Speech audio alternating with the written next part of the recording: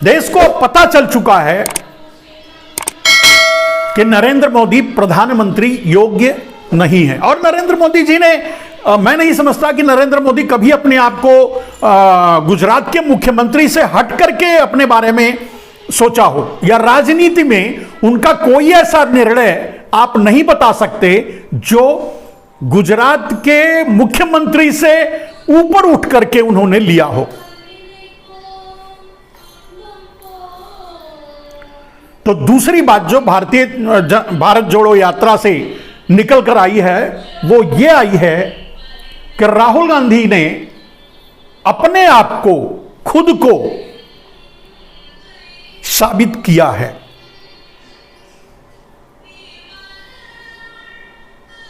राहुल गांधी ने यह साबित किया है कि कम से कम भारतीय जनता पार्टी में, मोदी सहित भारतीय जनता पार्टी में कोई भी ऐसा नेता नहीं है जो राहुल गांधी के कद का हो, राहुल गांधी की समझ का हो, राहुल गांधी के बौद्धिक क्षमता का हो, राहुल गांधी जैसा सहिष्णु हो, राहुल गांधी जैसा संवेदनशील हो, राहुल गांधी जैसा आम आदमी के बारे में सोचने वाला हो। इस समय तो यही सामने है।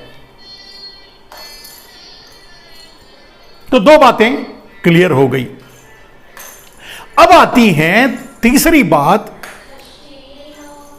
नरेंद्र मोदी ने जिन वादों को करके, जिनके बल पे, जिस झूठ के बल पे नरेंद्र मोदी ने एक अपनी मिथ्या छवि बनाई थी, उस छवि पर इतने दाग लग चुके हैं, इतने दाग लग चुके हैं कि नरेंद्र मोदी खुद या भारतीय जनता पार्टी या आरएसएस या सब उनके भक्त या जो भी हैं, उनके उद्योगपति चहेते, सभी मिलकर भी नरेंद्र मोदी के चेहरे से वो दाग नहीं मिटा पाएंगे। और वो दाग कोई और नहीं लगाया है, दाग उन पर किसी ने डाला नहीं है। नरेंद्र मोदी ने कालिख ले करके हाथ में अपने मुंह पर खुद पोता है, अगर सच कहें तो। जैसे नरेंद्र मोदी काले धन की बात करके राजनीति में, केंद्रीय राजनीति में काले धन की बात करके प्रधानमंत्री की कुर्सी की ओर बढ़े थे, और उस पर वो पूरी तरह से विफल रहे हैं। कालाधन के बारे में जो जुमले बोले वो तो छोड़ दीजिए, लेकिन कालाधन भारत को भी नहीं मिला, और कालाधन जहां था वहां अब 50% से भी ज्यादा और बढ़ गया। तो नरेंद्र मोदी अपने चेहरे से उस कालिख को नहीं मिटा सकते, और वो कालिख अपने मुंह पर उन्होंने ही पोता था, क्योंकि ये नरेंद्र मोदी के बस में नहीं है कि कालाधन लाएं या कालाधन मिटाएं। क्योंकि नरेंद्र मोदी की छवि तैयार करने के लिए, नरेंद्र मोदी को प्रधानमंत्री बनाने के लिए, नरेंद्र मोदी को यहां तक प्रधानमंत्री की कुर्सी तक पहुंचाने के लिए काले धन का ही उपयोग हुआ था, बहुत बड़े काले धन का उपयोग हुआ था। तो वो उसके खिलाफ कैसे जा सकते थे? नहीं गए। काले धन पर जो वादा था कि काले धन को राष्ट्रीय संपत्ति संसद में घोषित किया जाएगा, 4 फीट की दूरी पर बैठ करके यह बात नरेंद्र मोदी को मैंने कहते सुना, वादा करते सुना था सामने बैठकर। लेकिन नरेंद्र मोदी उसे कहां डाल दिए पता नहीं। तो आज उनके पास कोई जवाब नहीं है, और देश पूछ रहा है हमेशा, बार बार। दूसरा, उन्होंने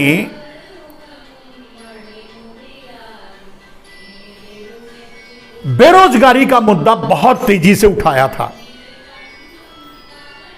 बेरोजगारी को सामने रख करके उन्होंने अपनी छवि क्रिएट की थी कि नरेंद्र मोदी आते ही पूरे देश में रोजगार का सैलाब आ जाएगा और सबको रोजगार मिल जाएगा। आखिर में हुआ क्या?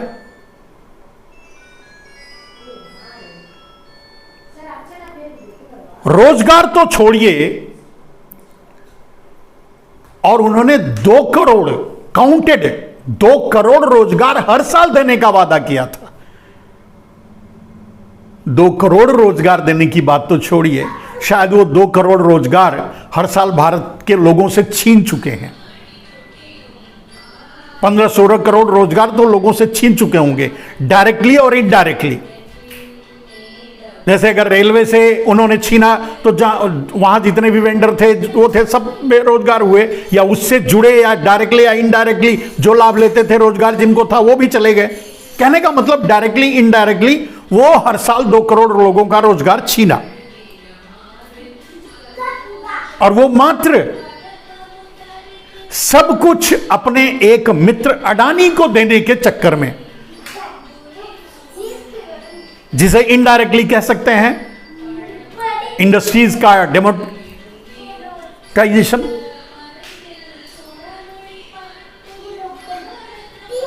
प्राइवेटाइजेशन।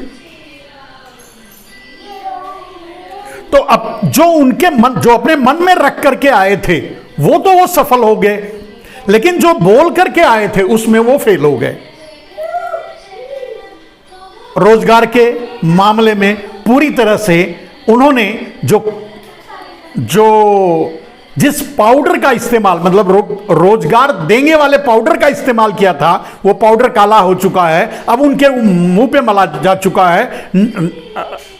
नरेंद्र मोदी चाहकर भी, मतलब वो कुछ भी कर डालें, अपने इस कालिक को नहीं मिटा सकते, क्योंकि वो रोजगार किसी को दे नहीं सकते। ये उनके बस में नहीं है, क्योंकि वो देश को ले जाने वाले, जिस रास्ते पर देश को ले जाना चाहते हैं वहां रोजगार क्रिएट नहीं होता, वहां रोजगार खत्म होता है।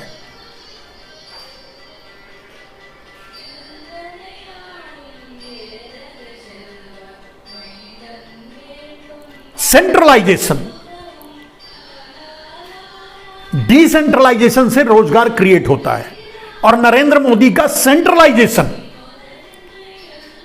जिसमें एक पावर प्राइवेटाइजेशन है, जिसका इस्तेमाल करके पूरी तरह से सेंट्रलाइज करना चाहते हैं, एक आदमी के हाथ में देना चाहते हैं या 2-4 आदमी के हाथ में देना चाहते हैं, तो सवाल ही नहीं उठता कि इससे कभी आज तो क्या अगले 10 साल 20 साल 50 साल 100 साल कभी रोजगार क्रिएट नहीं होगा। बेरोजगारी भयानक से भयानक स्थिति में पहुंचती चली जाएगी।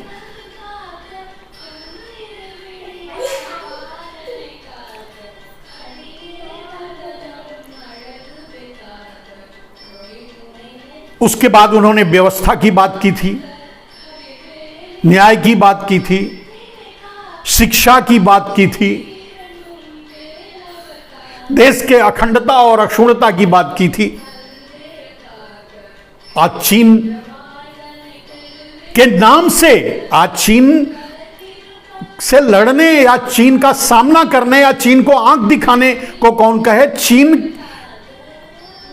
के नाम से नरेंद्र मोदी को डर लगता है। मैं नहीं समझता, मुझे याद नहीं है कि नरेंद्र मोदी ने इन बिटवीन, मतलब जब उन्होंने चीन को अपना दोस्त और चीन से पुराना रिश्ता, ये सब बातें कर रहे थे, वो छोड़ दीजिए, लेकिन मुझे याद नहीं कि गलवान घाटी के बाद नरेंद्र मोदी के मुंह से चीन शब्द भी मैंने नहीं सुना है।